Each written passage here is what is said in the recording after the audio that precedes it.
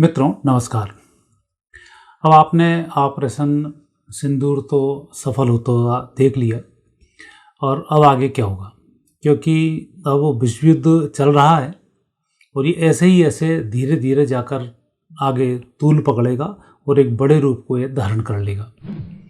अभी मैंने भी बताया था कि 4 तारीख के बाद 14 और 18 तारीख कुछ दी थी और एयर स्ट्राइक होगी और ऐसा ऐसा नेस्तनाबूद होगा। स्थिति वैसी ही यहाँ पर घटित हुई और ठीक है, मेरा अनुमान तो ज्योतिषी था, बाकी लोगों का भी अनुमान था कि पाकिस्तान बहुत बुरा पिटने वाला है और हमारे न्यूज़ जितनी भी इंटेलिजेंसी हैं सब यही बता रही थी कि अब पाकिस्तान की धुलाई होने वाली है। लेकिन अब तो धुलाई हो गई, अब आगे क्या होगा? क्योंकि मैंने एक वीडियो में उल्लेख किया है कि फन कुचला हुआ सांप है, फिर भनभना के वापस आएगा। और एक घटना हमें याद भी, हमारे इतिहास यदि हम टटोलेंगे तो पृथ्वीराज चौहान के समय की जो घटना है, मोहम्मद गोरी और पृथ्वीराज चौहान 17 बार छोड़ा है, 17वीं बार आके फिर उसने वापस डसा है। तो जो अब हम गलती कल कर बैठे, ये गलती थोड़ी सी हम पे भारी पड़ने वाली है। हालांकि उसमें टाइम लगेगा, 1 साल का टाइम आएगा, 2026 में वो स्थिति बनेगी। क्योंकि अब जो ग्रह योग बन रहे हैं, अब वो ग्रह योग ये संकेत दे रहे हैं कि अब अरबी मुसलमान और नकली मुसलमान, इन दोनों में अब 2 धड़े में ये मुस्लिम बटेंगे। तो जो अरबी मुसलमान हैं, ओरिजिनल जो मुस्लिम्स हैं, वो अब भारत के साथ होंगे और जो नकली मुस्लिम्स हैं, बने हुए मुस्लिम्स हैं, ये अब सब इकट्ठे होंगे। और उसमें ही बहुत सारे देश है, टर्की वर्गी जितने भी हैं, ये बांग्लादेश वगैरह सब इकट्ठे होना शुरू हो जाएंगे और ये सब इकट्ठे होंगे। और चीन बिलबिला रहा है, अब चीन इनको कंट्रोल करना शुरू करेगा और इनके साथ मिलकर अब ये भारत पर हमला करेगा और वो हमला होगा 2026 में। उसकी तारीख मैं आपको फिर बताऊंगा, क्योंकि पहले से तारीख बताना कई बार बहुत अच्छा भी नहीं होता है। लेकिन ये समझ लें मई से लेकर अगस्त के बीच के अंदर ये स्थिति वहाँ पर घटित होने वाली है और एग्जैक्ट तो मैं आपको उस समय बता दूंगा कि टेंटेटिव 1 महीने के आगे पीछे वो होगी। तो ये स्थिति वहाँ पर होने वाली है। और अब जो समय है, ये फन कुचला हुआ जो सांप है, अब भारत में पैर पसारेगा। और विपक्ष का रवैया तो अभी आप देख ही रहे थे, मोदी जी स्ट्राइक क्यों नहीं कर रहे, स्ट्राइक क्यों नहीं कर रहे। जब खुद के यहाँ शहीदों, हमारे सैनिकों के सिर काट कर ले गए, तब तो खुद की हिम्मत हुई नहीं कि उन पर अटैक करते हैं। वहाँ तो वोट बैंक घुस रहा था। और जब व्यक्ति सब कुछ समर्थ सेना को उसने कर दिया, खुद के समय में सेना के पास जूते तक नहीं थे, अब उसने सेना इतनी बड़ी खड़ी कर दी कि वो दुनिया की किसी भी सेना से टकरा सकती है और चीन वीन जैसे को तो गुलाटी भी खिला सकती है। इतनी बड़ी सेना, यदि अकेला चीन लड़ जाए, भारत अकेला लड़ जाए, तो चीन की दम नहीं है कि वो भारत का मुकाबला कर पाए। वो इसलिए वो इन चंगू मंगुओं को साथ लेके आएगा और नकली मुस्लिम्स को पकड़ेगा और इनके थ्रू आपस में विवाद कराकर खुद उसमें मज़े लेने की ताक में रहेगा और उसमें बहुत बुरी वो मात खाएगा। लेकिन जब ऐसी स्थिति होती है तो नुकसान भी फिर हमें लंबा उठाना पड़ता है। यह पृथ्वीराज चौहान से भी गलती हुई, वो गलती हमसे भी हो रही है। जितना मैक्सिमम रूप से नेस्तनाबूद कर सकते थे उतना नेस्तनाबूद इसको करते, ताकि इसको खड़े होने में ही 2 साल लग जाते। इतना बुरा अभी आप हंस रेस का कर सकते थे 2 दिन के अंदर, और कोई कुछ नहीं बोलता, सारे काम हो जाते। और जब ये खड़ा होता, उठता बैठता, पैसे भी खर्च होते, फाइनेंशियली तो खैर डूब ही जाएगा, पर चीन भी डूब जाता उसमें, तो हमें उस समय युद्ध लड़ने में आसानी होती। अब छोटी सी स्ट्राइक कर दी, अब सब इकट्ठे होंगे और फिर हमारे लिए एक नासूर बनेंगे और आगे भारत के अंदर व्यवस्थाओं को डिस्टर्ब करेंगे। अभी आप खबरें देख ही रहे होंगे कि भारत में पाकिस्तान से लड़के आते हैं, यहाँ की लड़कियाँ होती हैं, प्रेग्नेंट करते हैं, 4 बच्चे पैदा करते हैं और ये जो बच्चे वाली महिला है, मोदी से पूरी हेल्प लेती हैं, बच्चे पैदा करती हैं, तो भारत के नागरिक बन जाते हैं। इतने बड़े जो षड्यंत्र चल रहे हैं, इनके ऊपर भारत में कानून बदलना होगा और उस कानून बदलने में विपक्ष साथ नहीं आएगा, क्योंकि विपक्ष तो है ही देश के विरोध में और इन लोगों का शुरू से ही रहा है। 1947 से ही ये जो अभी विपक्ष है, ये जब सत्ता पक्ष में, तब से ही ये आतंकी और आतताइयों के लिए एक वरदान साबित हुआ है। और इसलिए कहा जाता है कि भारत का कानून पैसे वालों के लिए है, गरीबों के लिए कोई कानून नहीं है। और समृद्ध को नहीं दोष गोसाई, और आतंकियों के लिए तो रात रात में कोर्ट खुल जाती है, आपने देखा है। और समझदार व्यक्ति केस जीतने के बावजूद भी वो अपनी ज़मीनें नहीं ले पाता, अपने न्याय को नहीं कर पाता। कोर्ट ऑफ कंटेम्प्ट के लाखों केस लग रहे होंगे, कोर्ट की कोई सुनता ही नहीं है। तो इन सब नियमों को बड़े मजबूत करना पड़ेगा और जज वज को तो फांसी की सज़ा सीधी सीधी सुनानी हुई, क्योंकि आप लॉ जानते हैं और फिर यदि बेईमानी करते हैं, फिर रिश्वत लेते हैं, तो आपकी सज़ा ही सीधी फांसी होना चाहिए। जितने अधिकारी हैं, पुलिस वाले, जो जो लॉ जानता है, उन सबकी सज़ाएँ बड़ी गंभीर होना चाहिए, तब जाकर कहीं पारदर्शिता आएगी। जब किसी के साथ अन्याय होता है तो बड़े घूंट के आंसू जब पीना शुरू करता है, घूंट घूंट करके, बड़ी बुरी स्थिति होती है। बड़ी उम्मीद के साथ न्यायालय में जाता है, पेशी पे पेशी, पेशी पे पेशी, इधर खर्च कर रहा है, वकीलों की दलाली में खर्च कर रहा है, दोनों वकील मिल रहा है और उसके साथ न्याय नहीं हो रहा है, जज भी फिर उनके साथ मिल जाता है, तो बड़े गंभीर परिणाम देखने को मिलते हैं। ब्लड प्रेशर, शुगर हो जाते हैं। जिसने बेईमानी नहीं की उसको ब्लड प्रेशर, शुगर होना निश्चित है, क्योंकि रोज़ पेशी भी जा रहा है, वापस आ रहा है, तो रोज़ के लगता है। जिसने पाप किया है वो उसको ही होता नहीं, क्योंकि उसने पाप किया है, आज नहीं तो कल सज़ा मिलेगी, वो तो अंदर से सोच के बैठा है। तो ये सब चीज़ें बड़ी गंभीर होती हैं। तो अब थोड़ा सा यहाँ पर जुडिशरी को मजबूत करना पड़ेगा, और नियम आतंकियों के अलग, आम व्यक्तियों के अलग। मानवता आतंकियों के साथ नहीं बरती जाती। जैसे हमारा कोर्ट मानवता के नाते 12 बजे खुल जाता है, मानवता, आतंकी मानव नहीं होते हैं।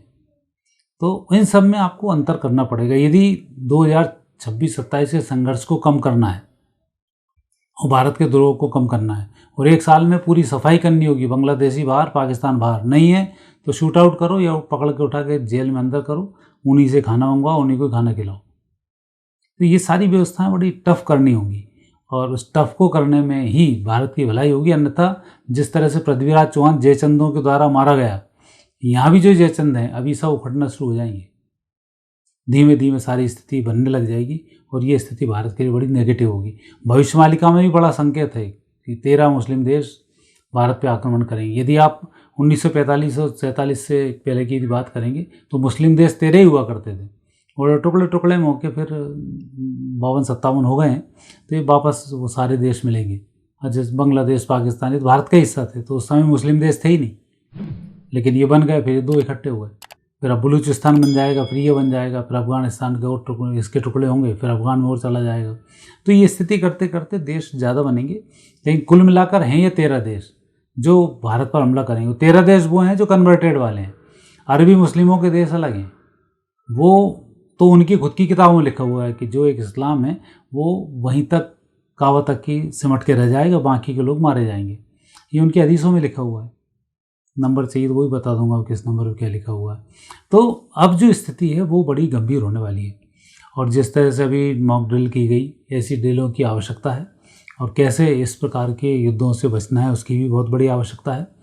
और सबसे बड़ी आवश्यकता है भारत के धर्म ग्रंथों में विपरीत परिस्थिति के समय में किए जाने वाले मंत्र जापों की, क्योंकि भारत में एक बड़ी धूर्तता पूर्वक बातें हैं कि इतने सारे देवी देवता हैं, एक को बुलाओ दूसरा नहीं आता, दूसरे बुलाओ तीसरा नहीं आता। ऐसा नहीं है, ये विधर्मियों की चालें हैं जो आपको गलत फंसाए हुआ है।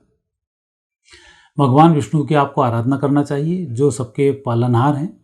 भगवान शिव की आराधना करना चाहिए जो शिव हैं, सहन शक्ति के देवता हैं, संहार के देवता हैं।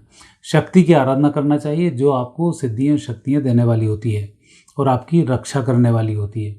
भगवान गणेश की आराधना करना चाहिए जो आपके समस्त विघ्नों को हरके और आपकी साधना को संपन्न कराते हैं। और सूर्य की प्रतिदिन आराधना करना चाहिए जो आपको अमृत प्रदान करते हैं और आपको जीवनी शक्तियाँ प्रदान करते हैं। सिर्फ इन 5 देवताओं के पूजन का हमारे सनातन में विधान है। बाकी के जितने भी देवी देवता हैं सब इन्हीं के अंश हैं, इन्हीं के अंग हैं। तो पर्टिकुलर काम के लिए पर्टिकुलर देवता फिर बना हुआ है। आपको मांसाहार का शौक है, आप मांस काटिए, मांस की कई देवी उनको चढ़ाइए, उसका भोजन करिए, तो वो उस पर पाप नहीं लगेगा आपका। कम से कम एक आपको जो आपने उनको भोजन लगाया वो प्रसाद के रूप में प्राप्त होगा और आप आगे बढ़ेंगे। बंगाल में होता मछली चढ़ती है देवी को और खुद ग्रहण करते हैं। हर चीज़ भगवान को चढ़ाकर जब खाई जाती है तो उसका दोष समाप्त हो जाता है। नहीं तो साग सब्जी खाने से भी पाप लगता है। ऐसा नहीं है कि मच्छी और मटन खाने से ही पाप लगता है। इसलिए भगवान को भोग लगाकर भोजन करने का विधान होता है।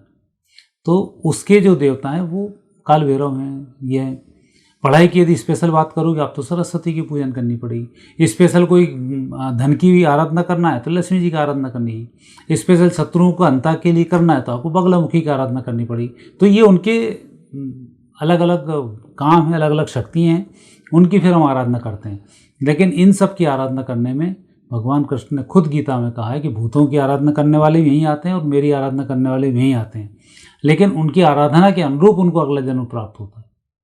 किसको भक्ति देनी, किसको मुक्ति देनी, किसको वापस भेजना है, ये सब फिर उनकी साधनाओं के ऊपर डिपेंड करता है।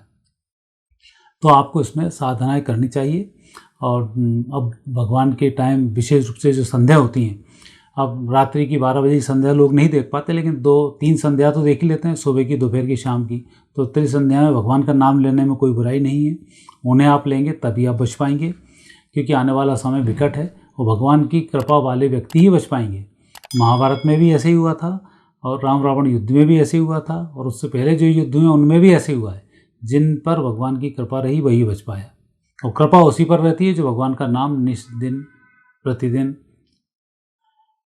भजन करता है, और उसी से लाभ की प्राप्ति होती है। तो आने वाला जो समय है वो समय अब बहुत बेहतर यहाँ पर नहीं है।